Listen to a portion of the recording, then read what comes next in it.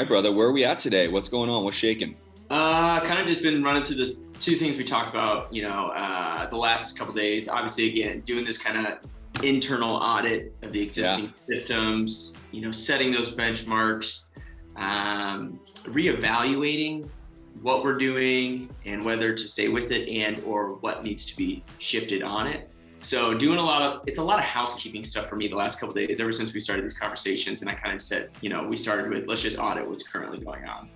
And so making a bunch of little changes and re-emphasizing some different things that were probably falling to the wayside a little bit in our current systems. So I have a call with my whole VA team this afternoon. Okay. And I've already kind of been pinging them. Didn't you have that yesterday? Or did you say you scheduled it yesterday? We had to we were going to try to connect yesterday, but we had to reschedule. A couple members of the VA team weren't all going to be able at the same time. And I said, well, I'd rather just do this one and done. Mm-hmm. But we have a group chat in WhatsApp that we've been communicating in throughout that. So kind of already set the precedence for a couple different things, but we have a weekly call, which is always on Wednesday. I tried to bump it up yesterday because I was just excited and wanted to have the conversations, but we're going to do it today at noon, actually. Okay. So it's kind of the next thing I have coming off of this. But to answer your question, it's just a lot of that. A lot of this just not so sexy housekeeping things that just needed to get some things back in order and needed to kind of like re-evaluate how we were doing a few of these things and setting the stage for, the today moving forward. Mm-hmm. And getting out of some, maybe the old ways we were doing it. Okay. So how do we want to approach this call? Because I could take it in a direction that I think would be valuable, but I want to make sure the value is set for what you want to be doing, this reset, right? Yeah. I have, I'm all for you kind of taking the steering wheel on this call today. I know we spent the last two kind of just going through like bullet point questions I've had for you, very specific stuff. So I'm okay with you taking the lead. I have two little one-off questions, but it's nothing that would drive an entire conversation. So I'm on board with you kind of. Yeah, well, why don't we start with your questions and it may kind of divert where. Yeah, well, one's like a logistical kind of a sales question. Working with the seller right now, desperate to sell. It's kind of a distressed landlord. They have a tenant currently in place who is, from my understanding, 5-6 months back rent, being very difficult. And they're to a point where they not only do they want the tenant out, but they just want to sell the property. They just want to be done, right? So there's the key pain point. There's the problem to be solved. It's my understanding that they've tried to go the traditional eviction route a couple times, gone to the court a couple times. They're a one-off landlord who aren't exactly sophisticated. Their first error was, this is a month-to-month handshake lease deal with a complete stranger who was clearly not vetted, on the front end from background checks, just feasibility of tenancy. So they kind of shot themselves in the foot right off the bat, and now they're reaping the benefits of not doing their proper due diligence on the front end. So the tenant is basically refusing to pay, also being very difficult in allowing access to the property. Mm-hmm. So just being a total headache. And in my opinion, having, been through this a few times, it sounds like they're just gaming the system at this point. Right. They know that they're not going to get kicked out anytime soon. They clearly haven't been paying and have no intention of paying. And the landlord clearly doesn't have enough experience or have their ducks in a row to be able to, efficiently handle an eviction. Yep. So wanted to talk to you about being the problem solver for them in an effort to get this property under contract and make it an opportunity. Give me your 2 cents on how this is kind of the story I just painted for you there. Yeah, a lot of students right now are coming to me with this very same subject. In fact, I am dealing with it myself in my own business, right? Like, for example, there was a deal that literally I've been in contract since April of 2020. And because the tenant won't get out and because the homeowner went to the court system, got even the judge to approve the writ of execution to get them for the constable to come out and remove the tenant. But because the moratorium rights continue to be extended, even the constable can't remove them. Yeah. So I'm still sitting here trying to close this deal still to this day. And the homeowner has done everything right, in terms of an eviction, the tenant is not paying the mortgage, or I'm sorry, the rent, no communication at all, not proving that they're out of job. Like, so part of this moratorium, like in there, and I haven't read the whole thing obviously, but the tenant needs to prove that they've been affected by this whole process, that they've taken a hit on their wages, that they can no longer afford to pay rent, and in such they can't be evicted. Okay. But this, continues to be extended. And so based around the moratorium from the original moratorium of evictions, they keep extending that, which basically gives carte blanche to these tenants to basically screw over the homeowner, the landlord, right? And I think there are findings recently that are coming about that there are loopholes in this rule. I have heard, I've not been able to execute it on it myself, that there are ways to get some of these tenants out. However, that being said, let's focus on your question at hand. How do you help the seller out, right? Essentially is the question, and that's the right question, because what I can tell you is that the landlord needs to go down the process of going to the courts, going to the filing an eviction process, and then going in and trying to get a writ, basically that gives the constable or sheriff, as you will, the right to physically remove this tenant. Now, there's a couple things that you need to make sure that happens. The homeowner needs to give a 30-day notice, and they have to physically give it to them, right?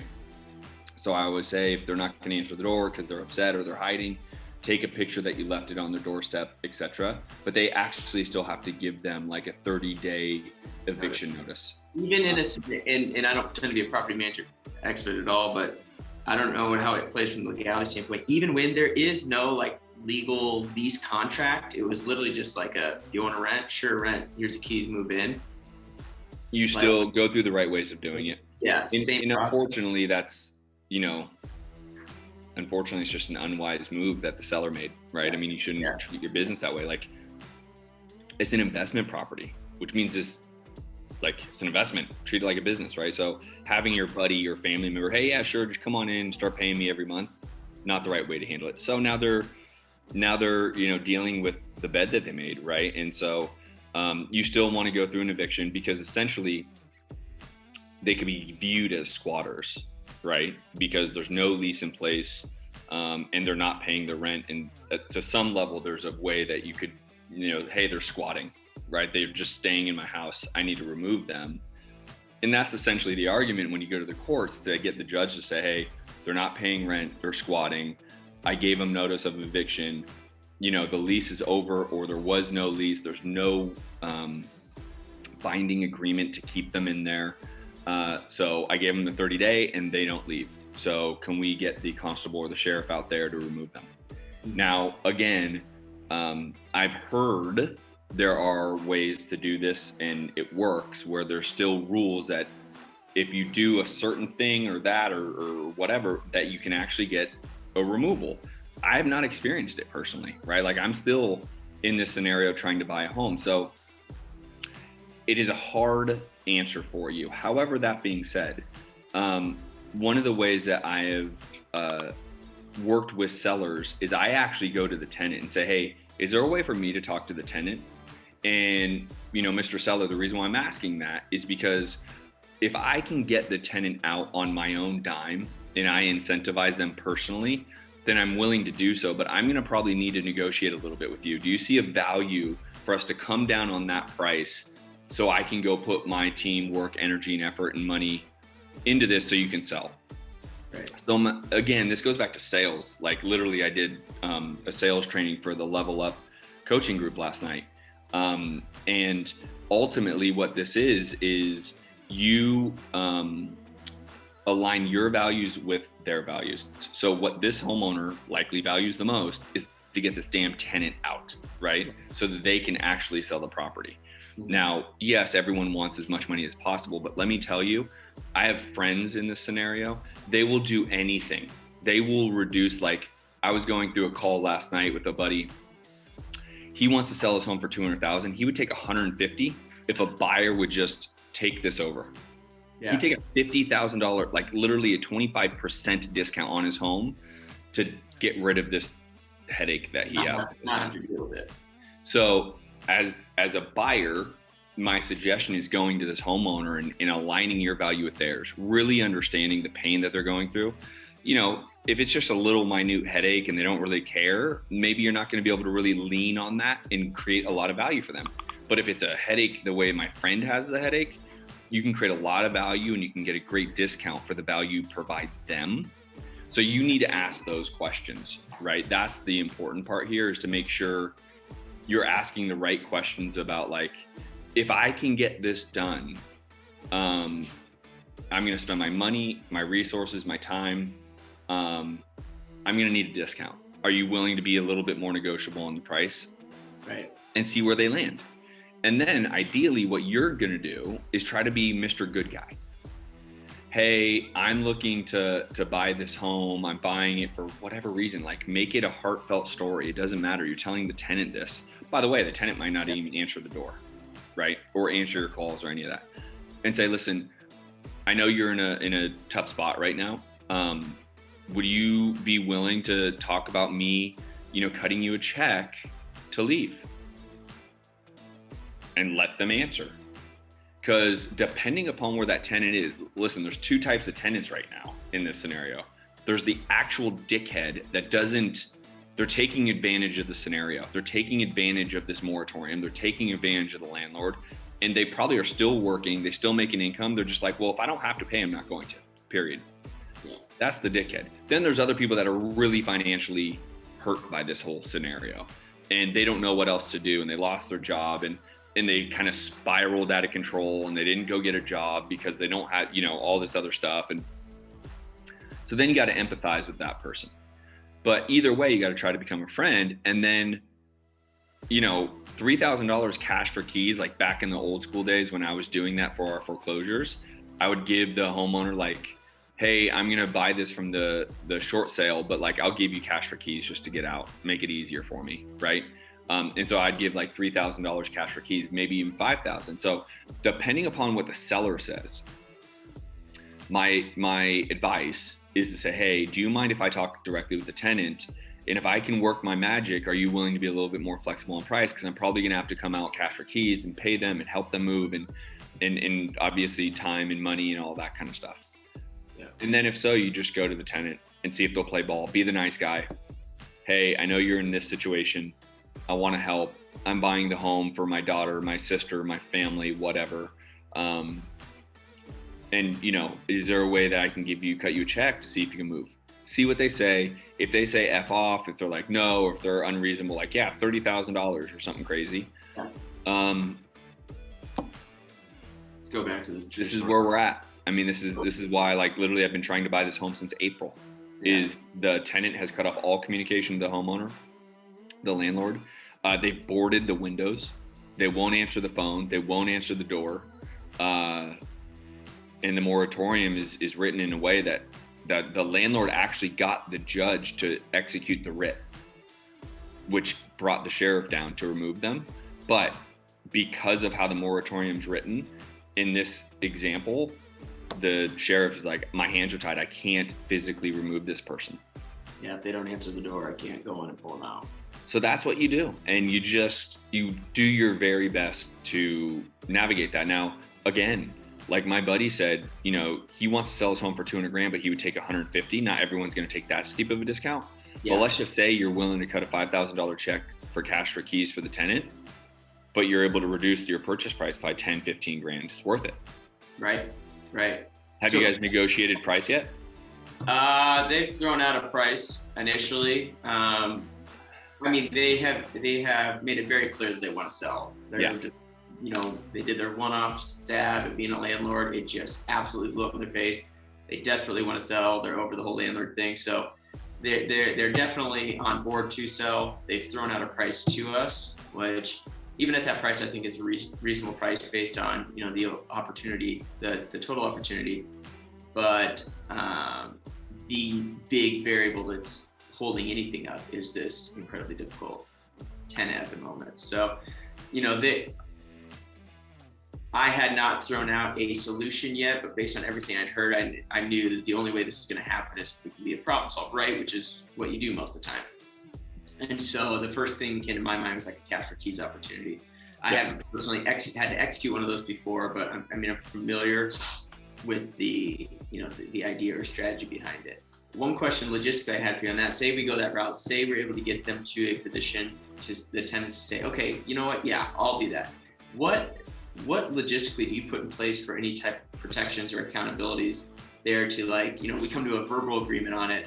Do you have them sign something that says, this for that? And what 100%, you have them execute a form, and it could just be a Word doc stating the terms, right? We are giving you $5,000, the name, to be out of this address by this time. If you do not perform, you agree to be, to have a sheriff come and remove you, that, you give up all rights to stay in this home, that you will consider yourself a squatter if you do not leave. Like, you just write it all out and say, hey, I want to make sure I'm covered here. I'm happy to do this, but I want to make sure if something changes in your mind, I'm not caught giving you money and you not moving. Right. Now, the other thing I will do is I would potentially pay for a moving company. Right. Now, some of these people don't even really have much to move, if anything. But, one of the deals that we just recently did, we paid for the moving company. I think it was like $2,400, and we paid for the moving company. Which makes it that much easier, right? Because one of the big reasons that people don't want to do this is they don't know where to go. They don't know how to move. They don't have a truck. They may not have a car. So they're like, screw it. I'm just staying. And so again, providing that value, like cash for keys is part of it. Paying for a movie company could be another one. Again, don't just offer everything at one time. This is salesmanship, right? So you have these bullets you're trying to bring out when the time's right. Finding them another rental, giving the rental deposit for them, all those things. Now, that doesn't mean on them and above of the 5,000. Maybe that's part of the 5,000 cash for keys. Hey, here's what I'm going to do. I'm going to give you $5,000 cash for keys. I will help you find a place. I will potentially pay for your rental. I will potentially pay for your deposit on the new place to go live. Are you open to this conversation?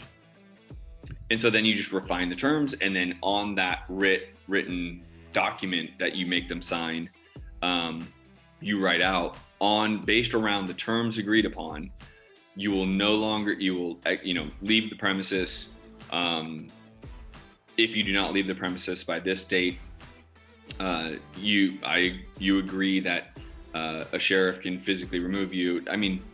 Write it better. You get what I'm saying. But you write that out and say, hey, you're knowledgeable that, we will evict you one day after this date.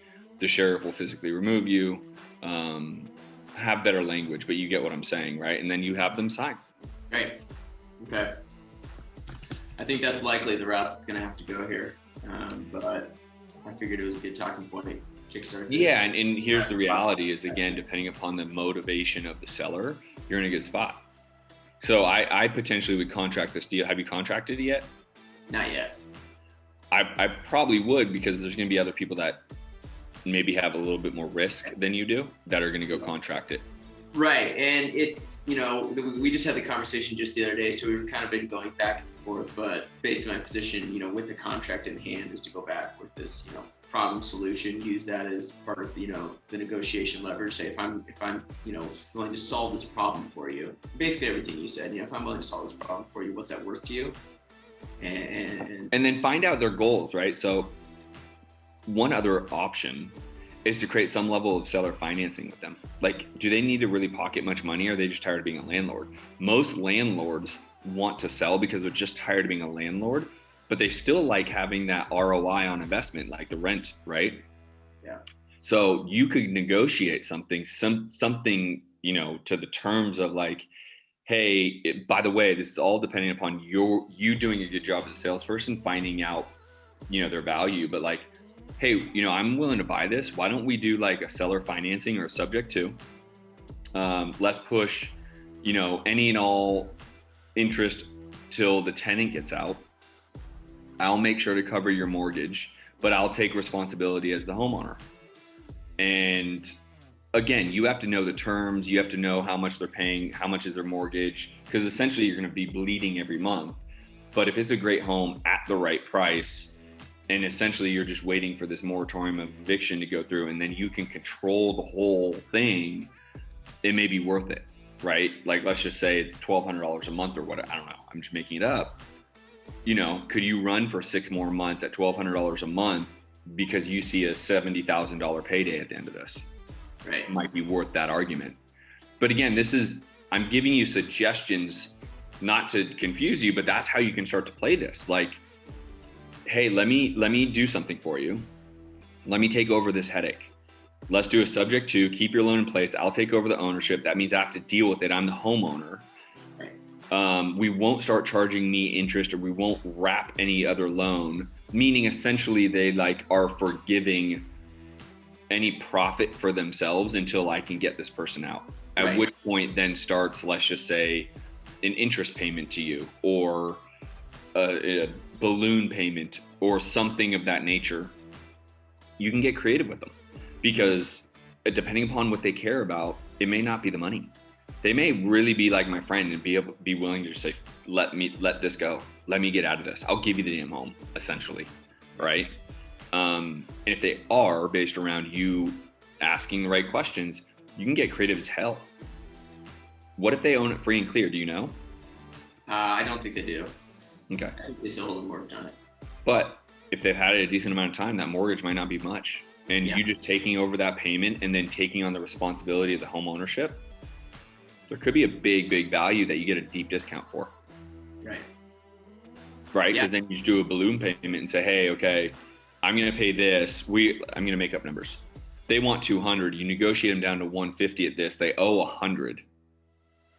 So you're making payments on the $100,000 mortgage.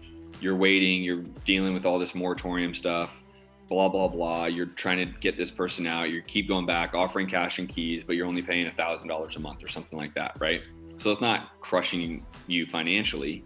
Right. And then you agree that the other 50 grand comes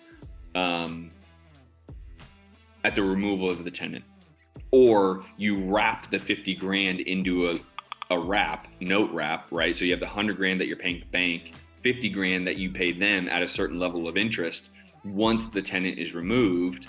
And then once you sell off, they get all 150 grand, like their bank gets paid off, they get 50 grand in their pocket. Right. And they're getting interest along the way once the tenant's removed. Right. There's no wrong answer. You can get as like, Right. I've done so many different creative deals. Yeah, no, those are all good ideas. But this goes back to, again, I did this training for the level of coaching last night. Salesmanship, right? Like I have, did I show you the 6 or 7 most important motivation questions? I don't think so. Because becoming the best salesman is really it. So there's a sales formula that, you will be walked through when the time is right. But essentially what I wanted to get to are these questions here, right? And if you do a good job finding their motivation and ask these questions, you can start getting as creative as you need to, right? Why are you looking to sell? Obvious. Why haven't you sold yet? Potentially obvious. What makes now the right time? Where are you going after you sell? Now, this person's not going anywhere because it's a landlord, but the idea is you could take that question. You could say, what are you going to do once you sell, right? So if they're not moving anywhere, what are you going to do once you sell? Why there? What does the sale of the property mean to you? So this would be huge in the landlord scenario, right? Because this is really what does it mean? Well, here's what it fucking means. I'm done dealing with the dickhead tenant, and I don't have to keep paying this and dealing with being a landlord. Because guess what? You're still on the hook for being a landlord. That's the craziest part of this, is you still got to maintain the home, or the tenant can come after you. That's the craziest part. Just because the eviction moratorium is there and you can't evict them doesn't mean you get to just not be a good landlord. Right. It's nuts, right? So them knowing that, maybe, why is this important to you? Well, it's important because I still got to go fix this guy's toilet, even though he's not paying me rent, right?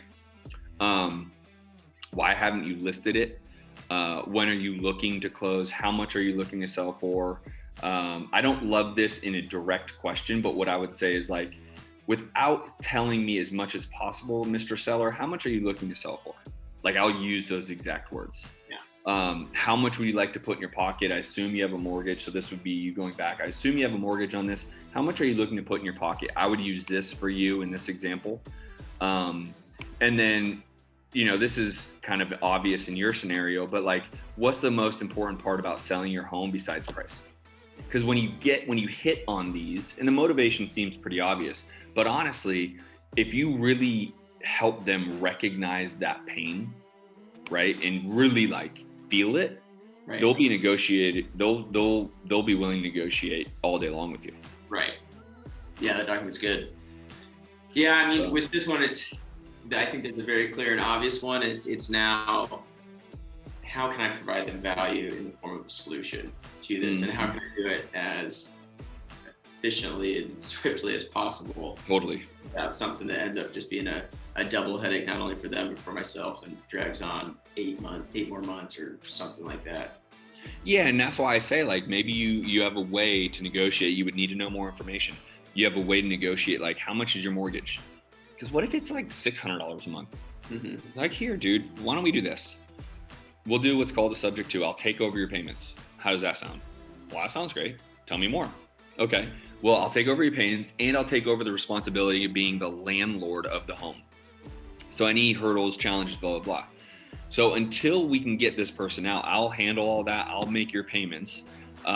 So the sale of the property is normal. The only difference between this and a traditional sale is I'm leaving your loan in place.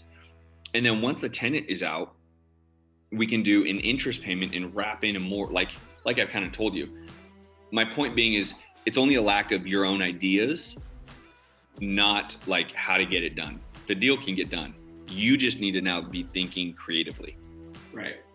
So I would really look at that first, but though you can get more creative knowing the reality of their scenario. Like, how much is their mortgage, right? All that kind of stuff. What do they really want to put in their pocket? What are they willing to put in their pocket? Wanting and willing are two different things. Oh yeah, for sure. More details, the better you can solve the problem. Right? Yeah. So that's question number one. Great question, and I think it's very relevant to our space right now. Like, unfortunately, I don't know when the moratorium is going to stop. I don't know. And by the way, my own thoughts on this, in case you care, I don't know if the government has a better solution either. Like, I don't know if they really have an option. Because think about being the government. Oh, we're going to evict all these people who, I think I read some crazy stat, like there would be, just in Las Vegas, there would be like 400,000 evictions. Wow. What would the state of Nevada, let alone the city of Arizona, deal with 400,000 homeless people? I doubt they could even get through like the legal processes of it all. Oh, right. So they'd be so overwhelmed by all of that, they wouldn't even. Kind of as a side note, that's why I'm saying, like, as much as I hate it, I also can kind of see this other side, like, well, what the hell can they really do, like, besides continue the moratorium? Right. Because what are you going to do? I always kind of felt like, being a landlord myself, fortunately, over the last 12 months, we have not had, 100% rent collection, no issues, and total payments, and which has been great, but I kind of attribute that to the front end.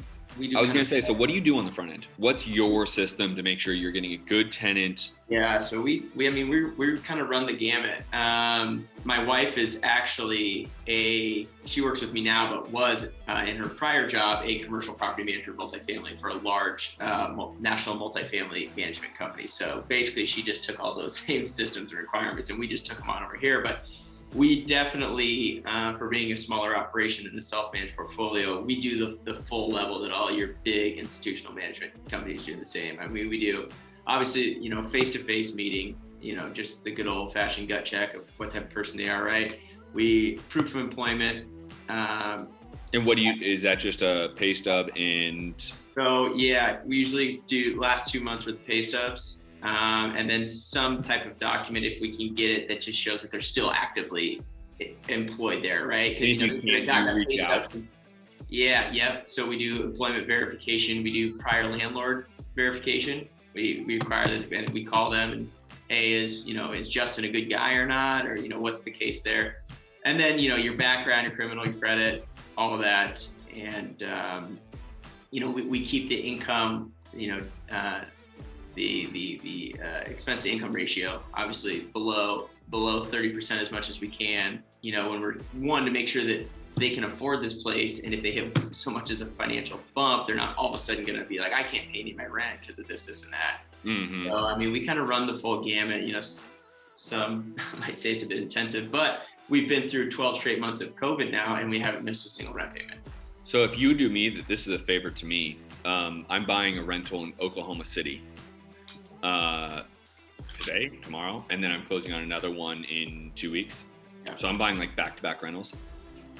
Do you have a folder with all those documents and stuff that you could share with me, or anything that you could share with me so I can yeah. process? Like, do you have a Word doc with your process or anything like that you could share with me? So, because this is now going to be out of state. So I want to be even more scrupulous. Like, I've done my own thing for kind of like the wild, wild west, right? But being that you took and inherited some big corporate, I want those, right? Makes sense. So if you could, whether it's a folder you have of a checklist that I need to get done, or if you actually have the document. I can throw you a Word doc checklist, and then some of the different templates, if you will, that we, for lack of better terms, stolen. Yeah. I mean, all the way through and even once we approve a tenant, we have a full, what we call, or the term from a previous employer was kind of a sparkle list. It's a checklist, like a make-ready list, where it's a document where your property manager or your lease-up agent, whoever's going to facilitate that for you, walks through the day of the key exchange and takes a literal cell phone video of everything. So you have a documented condition report on video, and he'll walk through and he'll look at the baseboards, the doors, the handles. If there's something on the wall, he'll note it. If there's nothing on the wall, he'll note it, so that at the end, it's not just a checklist piece of paper. It's like, we have video evidence that hole was not in the wall when you moved in, right? Or all these markings on the baseboard were not there that I have to repaint out, stuff like that. So it's pretty intensive. Dude, there is a checklist and resources. Like, so if you go and do your criminal background and all that kind of stuff, like, where do you do that? So, like, give me the link of where to go do that, or who I need to contact. Like, if you could do that, that'd be a massive favor for me. Yeah. So I can just really get my ducks in a row, because being that I'm out of state, that's my number one concern. And I'm like, what's the system here? I mean, I know the obvious, right? So like verification of employment, that, like I said, but dude, if you could do that, if you have a file, if you have a checklist, if you have like a resource document that I need to do, if you could send that to me, that would be really helpful. Yeah, give me the day to throw something together in an organized fashion, and I'll email it to you. Done. Cool. Well, thank you for that. That's a favor to me. What was your second question? Oh, hell, I don't even remember now. We went so deep on that first question that I don't even remember now. I'll talk to you guys and talk to you more about this. But the thing that I was going to bring up, and we don't need to take a whole call. I mean, we're already 40 minutes in, but what I'd really encourage you as you're making these shifts, don't lose sight of revenue. Yeah. And so one thing that happens when I start coaching someone that is like shifting their business, adding stuff, subtracting stuff, right? Just being fluid, is they get so consumed in making the shift, they like lose sight of revenue. And so here's a little secret that you can use is, first of all, don't stop marketing, right? So I know that you're having a call today, but hopefully you didn't tell them to like stop it all until we get it working. No. If anything, what we're just saying, we're just reprioritizing marketing channels. Instead of kind of even slate across the board, we're going to reallocate and hit harder on one and maybe back off the other two. Still work within the budget that we have currently set, but we're going to reprioritize. Amen, brother. The other thing will be focus on the leads that are in your database. That's how you do that.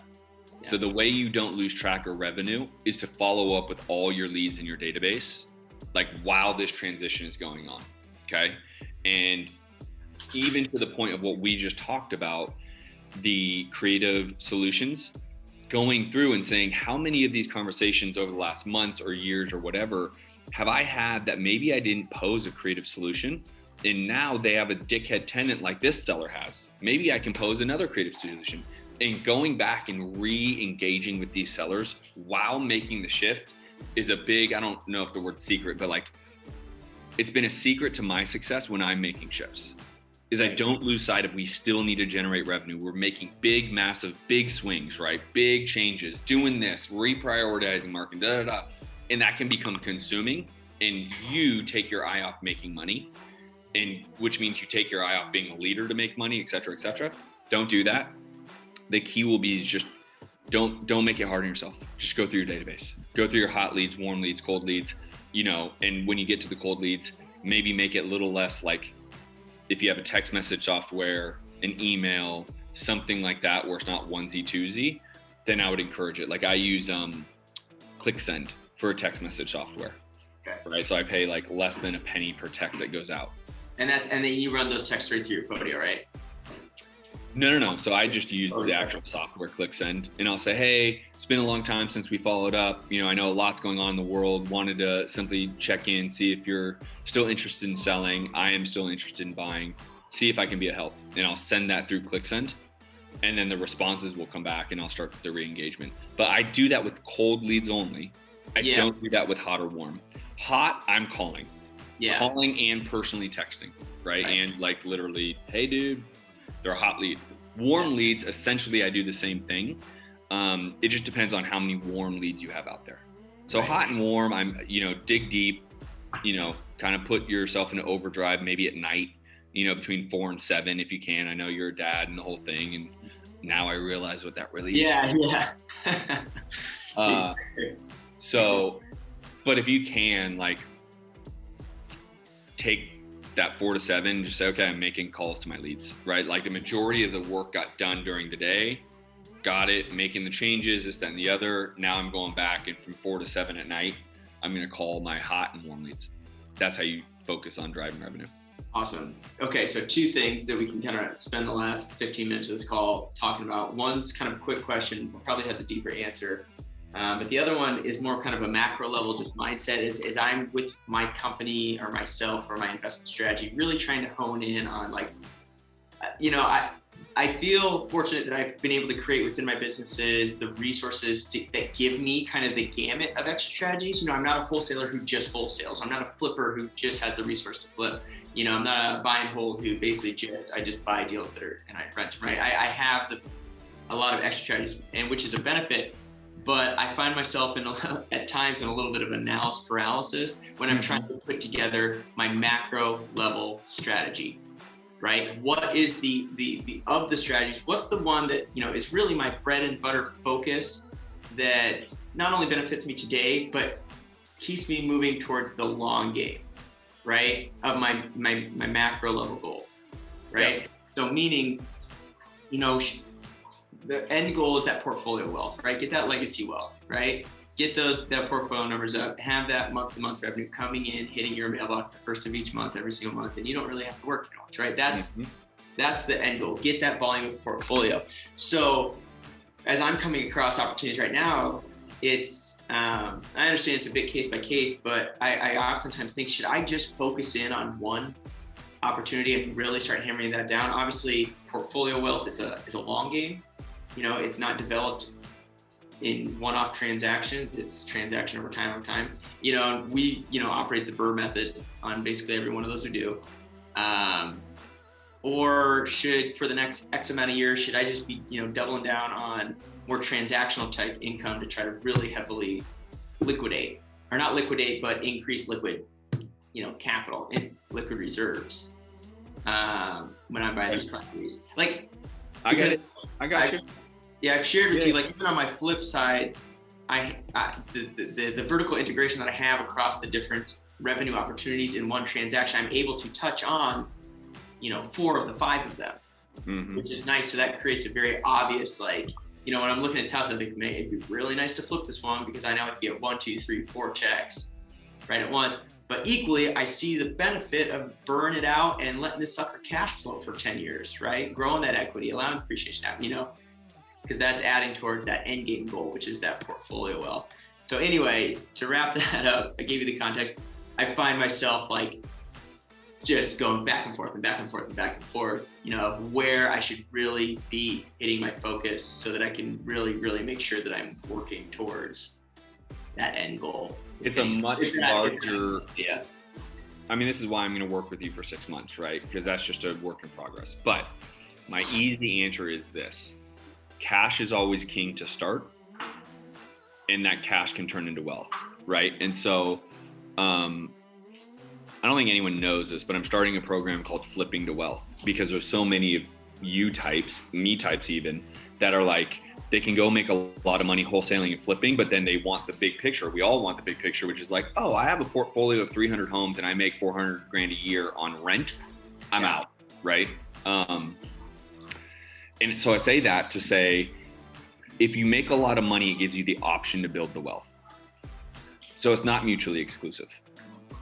And so, like, for example, I just told you I'm buying a rental in Oklahoma City. Well, last month we wholesaled 4 properties in Oklahoma City, and I bought 2. I contracted 2. I don't actually physically close until today and then March 22nd, but you know what I mean. So we spent all this money. We got 6 deals out of it. 4 of them I wholesaled, and I think on average I'm making roughly $12,000 per deal. So I made $48,000, I think is about the right number in that market. And then I bought 2 rentals. See, and that's so, which kind of leads me to the other part of this question, which is, I think in the day-to-day one, much like we do with our benchmark requirements for the KPIs, but establishing my buy requirements that says, if it meets this threshold, I'm going to do X, or this extra strategy number 1. If it doesn't, but it hits this, I'm going to extra strategy number 2. You know what I mean? So that it's just automated, because I have 2 flips that I decided to do flips on right now, but equally could have been great rental opportunities, right? I bounced back and forth and back and forth and back and forth, and then finally I was like, fuck it, we're going that route. And, you know, in order to do volume and in order to really make this an efficient and confident decision, what I need help with and or really need to do this year is genuinely identify the criterias for each exit strategy so that I very quickly can just say, you know what, it checks this box, this box, we're going with exit strategy A. I don't know if it needs to be that clean. It can be, but you can actually, it just comes down to the numbers, right? So we have multiple spreadsheets that you have access to, and I'll make sure you have them. But essentially, you know, the rule of thumb for a rental is you want to be all in at 75% of value. Mm-hmm. So if it hits that number, then you say, okay, great. At least it checks the box that I can keep it. But let me see what it looks like if I buy it, rehab it, and remodel it and list it. Yeah. Make sense? So you don't want to just mutually exclusive say it checks the box as a rental, so I'm just going to rent it. Because it may just also make a god load of money if you flip it too. Most rentals are usually really good rehabs. Right. And this is where I get really in my own head on hyper analyzing, because I was like, well, you know, say I have an opportunity and I could flip it and I could make, I'm throwing out random numbers here, you know, $65,000, right? Killer day, right? That's a great day for any flip, right? Especially in my market. Or I could BRRRR it, right? Knowing that I have a huge equitable margin that I could, you know, cash out refi in a BRRRR on that. Now my cash out refi is only going to be to that 70%, right? And so that check might only be 25 to 35, right? But that's tax-free dollars versus 65,000 on capital gains, right? Which is really, you know, once you really account for what taxes are going to be pulled off that flip, that's not really 65,000 anymore. Yeah. But I mean, it's 65,000 straight cash today. You can deal with the gains, you know, come tax season. You know, this is where I start to really deep dive in make the priority, and you are doing. I love how you're thinking. Most people don't think this way, but you're also overcomplicating it. Make it the first checkbox is profitability. Yeah.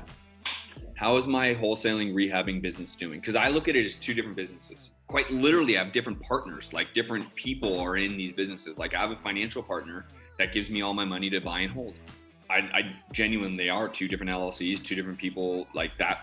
In the rehab and wholesaling business, I don't have a partner. In the buy and hold, I do have a partner, so I treat it differently. So the first thing I want to make sure, when I wholesale in Oklahoma City, what's my profitability? And we did really specifically in February, right? Like, I think for the month we spent 10 grand in marketing and made 48. Yeah. I would do this all day, every day. So my profit margin is really high. Great. I will buy the other 2 rentals. Follow me? Right. Let's just say my profit wasn't so high and I have these other 2 properties that, yes, they could be good rentals, but I also could potentially wholesale them and flip them and make a bunch of money.